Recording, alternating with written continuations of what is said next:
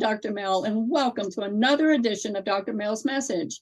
Today, I have a very fabulous author to introduce you to. Now, this is a little bit different than you may be expecting because, we do a lot of novels and we do a lot of sci-fi and we do a lot of self-help books. But this one is going to get you, when I say, in your purse strings, and you'll see why in just a minute. This is not your usual author. Not only is he an author, but he is a CEO of a $5 billion company. And then you're going to see how our histories collide in just a minute. Without further ado, let me welcome to you this fantastic author. His name is Alan. So first of all, let's start with that. And Alan, and your last name is Mckim, correct? Yes. Thank you, Dr. Mel. All it's right. Great. Well, Thank welcome. you. Thanks so much. Great being here. I tell you what, you have a unusual history about you, and I can't wait to share, because one of the things that I love to do is to allow my viewership to get to know you as the man and as the author. So let's just start real quick. First of all, his book, okay? Let me give you the title of the book. It's called Doing the Doing, The Incredible Improbable Business Journey of Alan Mckim and Clean Harbors. All right, so that right there tells us that he's been on a journey. So first of all, let's talk about, who is the man, Alan? Well, I'm a blue-collar kid who grew up south of Boston, and I started my business back in 1980, and I had a wonderful opportunity to learn the business a little bit before I started Clean Harbors from a former Boston Patriot football player who ended up retiring and starting an oil spill cleanup business. And working for him for 5.5 years was a wonderful experience, but he tragically died at a young 46. And so shortly after his passing, at 24 years old, I decided to go off on my own and kind of do the similar kind of work that I learned working for him. Well, let's tell them a little bit about what Clean Harbors is first. Well, Clean Harbors today is the largest hazardous waste and emergency response company in North America. We have about 20,000 employees, full-time employees. We operate out of 750 locations, both in the U.S. and Canada. We run about 100 different waste treatment plants at those 750 locations. So we basically handle any kind of waste material that you can think of, whether it be household hazardous waste or byproducts of manufacturing, all sorts of different things. Well, this is how our paths have crossed. I live in New Orleans, Louisiana, and have for 40 years. Does that city ring a bell to your cleanup? It sure does. It sure does.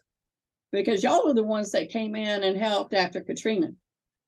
We certainly did. And we have a big operation down in Baton Rouge. And so that was our staging point there, and really had hundreds of people working in the Gulf there during that period. Yeah, well, we thank you for that, because it was a mess. And in some ways, we're still in areas not recovered from Katrina. And it's been, almost 20 years? Unbelievable, isn't it? Wow. Yeah, it is unbelievable when you think about it that way. Now, yes. Your book, first of all, I want to congratulate you. It is a bestseller, and it became a bestseller almost overnight. And so that's got to be exciting for you. So congratulations on that. Thank you. It is exciting. It is exciting. Now, tell me about the book, Doing the Doing, The Incredible Improbable Business Journey of Alan Mckim. Well, I think that saying really goes way back to our early days, because oftentimes whenever you hear an emergency response like Katrina or like Rita or some of the other spills that have happened, like down in the Gulf during the big BP spill in 2010, a lot of times the officials come in and they oversee the jobs, but they actually bring us in to do the doing. And so our people, the team at Clean Harbors, are the folks that go out every day and perform the work out in the field, whether it's dealing with a tragedy like 9/11 or cleaning up anthrax or dealing with the COVID that we just went through the COVID pandemic. We did over 22,000 decontaminations around COVID. So the men and women of Clean Harbors go out every day and do the doing. And I really wanted to talk about them and how important the work that they do every day for our society. Well, they're right up there with first responders. They really are. They I really are. mean, They're working right alongside the firemen and FEMA, and you name the agency, EPA, DOT, every agency you can think of. Our team is sort of partnering out there doing the doing with them. do you have, when you hire somebody, let's say for this cleanup, is there like qualifications? Like, do you have to have studied science or bioengineering or something like that? Or Well, in some positions, a lot of times our folks will be brought into a laboratory and package up chemicals and safely put them in containers and make sure that they're compatible. So a lot of times those people need to be degree chemists. But we also hire many people that don't have a degree, but we'll give them 40-hour training, which we call OSHA training. Mhm. And then they'll be able to go out in the field and start out doing some of the manual work that we have to do. And then subsequently, they can grow inside the company to really go anywhere they want inside our organization. Many of the key leadership positions really started at the bottom and have worked their way up. That's incredible. I mean, talk about a self-made man business. I mean, you have done that, and that's probably part of your journey. What was the most difficult part of your journey? Certainly over 43 years now, we've gone through many different economic cycles. We've dealt with different environmental regulations. Certainly, some of the changes of manufacturing in the United States. A lot of our customers moved offshore way back in the early '80s, and so we had to deal with a lot of uncertainty. But I would say that we've been able to maneuver through all of the changes that have happened around us and really tried to take advantage of what these new regulations did to drive business, and that's really what drove our growth. It's really taking advantage of what regulations did to drive the business. Do you have to follow a lot of regulations like for the green environment? No, we certainly do. And our customers are demanding more and more of us to be sustainable. So today, for example, when you go to get your car changed, your oil changed, we are the largest collector of used motor oil probably in the world. We operate 8 re-refineries. And what we do is we go out and collect that oil from tens of thousands of quick lube facilities, and we bring them back to our refineries and we recycle it. And we get to sell it back again as a re-refined oil. And it's as good, if not better, than even the oil that comes out of crude oil. That's incredible. Yeah. I mean, so your hands are not just cleaning up after natural disasters. I mean, you're talking man-made stuff here. Absolutely. Like there's so the much oil spill. Did you have Yeah. any part of the Horizon oil spill cleanup? We had 3,500 people on that job helping Okay, I with guess that. so you did. Yes. Yeah. And so I think any kind of major event like that, you tend to hear of Clean Harbors on those jobs, working with the first responders and helping them with those cleanups. But I think more importantly, every day waste is generated at manufacturing facilities, and the government really has set up a whole structure around how that waste needs to be handled. And that's really what we've built our business around, is kind of handling that day in and day out waste that gets created from manufacturing. Now, is somebody that, let's say, that goes on Amazon, because you can buy the book in ebook, hardback, and paperback over on Amazon. And like I said, it's a #1 bestseller. When you wrote this book, what did you want the readers to get out of it? I really wanted the readers to understand that I started out this business with $15,000, which was borrowed against my home. And through a lot of hard work and sweat and teamwork with some wonderful people that have been part of our organization, we've been able to create a successful company. in some of the most difficult environments that you can imagine. And I think I was hoping that, you know, whether you're an entrepreneur or you're somebody who wants to start a business, or maybe even because you're an employee trying to understand a little bit more about, you know, the difficulties that companies have, I was really hoping to really try to inspire somebody out there that would want to do what I've been able to do. And quite frankly, I've had so many mentors and people that have helped me along the way, that I wanted to recognize them, you know, for the great work that and the great help that they gave me. How important have your mentors been to you? They have been, you know, like in many cases, like my father, you know, like father figures. I mean, they have had a profound impact on my life, on my success personally, as well as the success of the company. And you know, without them, without those hands helping me along the way, I certainly would have never made it through some of the most darkest times, particularly in the mid '90s, when the whole industry that we operate in was really going through a tremendous turmoil, and there was a lot of bankruptcies, and we survived that real dark period of time. And I would say without those mentors, kind of those partners that I had, we would have never made it.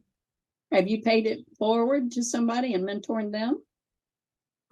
Well, I certainly have tried to do that through philanthropy and Mhm. through some of the efforts that I've put in the Mass Maritime Academy, Northeastern University, and many of the other organizations that I've personally supported, but not just with my treasure, but really with my time. You Mhm. know, I don't think there's anything more important than an education. And I never had an opportunity to get my undergraduate degree, but I was fortunate that I met a professor who took me under his wing, helped me get into the program and get into an executive MBA program. And that was a life-changing opportunity for me, you know, having 4 children at the time and also growing this business, to have somebody help me at that stage of my life was, I think, really a critical part of my success. And I Yeah, want to help other people do that. right. And I think that's what this book is really keen on, is that you never once went into a pity party with yourself. You know, you established your goal and you set it clear, and then you went after it. And that's what I'm getting from this book, is not only is it a good example of a rags to riches stories, let's say, but it shows that if you put your mind to something and do the hard work, not only is something good going to happen, but you never know where it's going to lead, like becoming a best-selling author. I bet you 10 years ago, you never said, I'm going to be a best-selling #1 author. I never dreamt of my life. I really It just never happens, you dreamt of know? that in my life. It certainly did. And it's been just an amazing experience for me. What was the most difficult thing about the writing process? It was very emotional for me in some cases, because I talked about my childhood, which we all get sensitive talking about the difficulties we have sometimes in growing up, and certainly going through the challenges of, you know, going through a divorce and things like that, where maybe I got married to my company instead of being a good husband. So you're going to go through those things. And I think, as you know, over a couple year period of time, which is how long it took to write the book, I think the more I started going into the details of some of my history, I think it became somewhat emotional, but it was also a lot of fun, you know, to look back and to think about so many of the people that have worked with me along the way, and how wonderful the experience has been for me to be able to share, you know, sort of my journey with them. You know what I mean? It's really been awesome. Yeah. What do you think is why are you successful? What makes you successful? You know, I think that the employees of our company knew where that I really cared about their safety, that it was a good company to work for, that I wouldn't ask them to do anything I wouldn't do myself, that we had gone through good times and bad together, and I think we had built sort of this camaraderie.